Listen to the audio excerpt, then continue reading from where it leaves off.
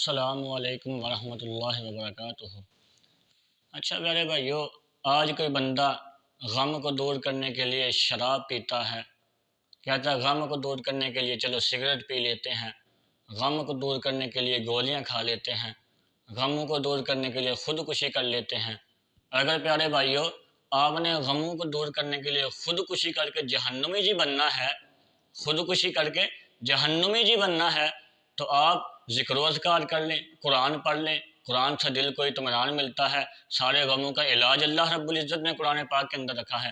کون سا ایسا غم ہے، کون سی ایسی تکلیف ہے، کون سی ایسی انسان کی پریشانی ہے کہ جس کا علاج اللہ رب العزت نے قرآن پاک کے اندر نہیں رکھا؟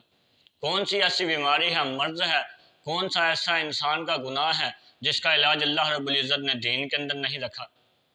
اور اگر آپ نے گولیاں کھا کے خودکشی کرنی ہے، مجرم بننا ہے، کافروں والے طریقے کو اپنانا ہے، تو اس سے بہتر نہیں چند منٹ بیٹھ کے درود پڑھ لیں، درود سے اللہ رب العزت تمہارے غموں کو دور کرے۔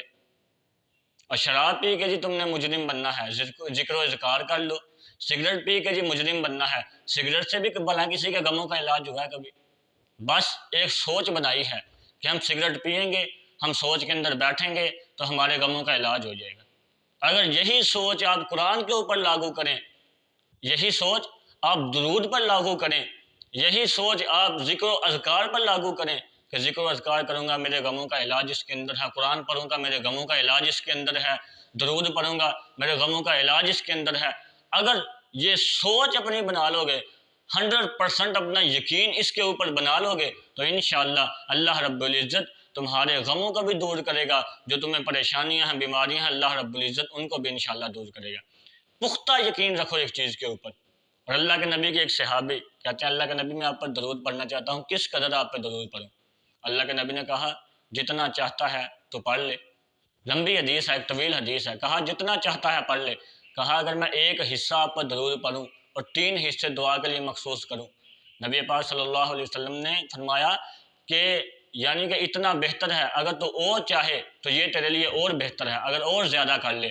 تو کہا اللہ کے نبی کیا میں نصف حصہ آپ پر درود پڑھوں اور نصف حصہ دعا کے لیے خاص کر دوں؟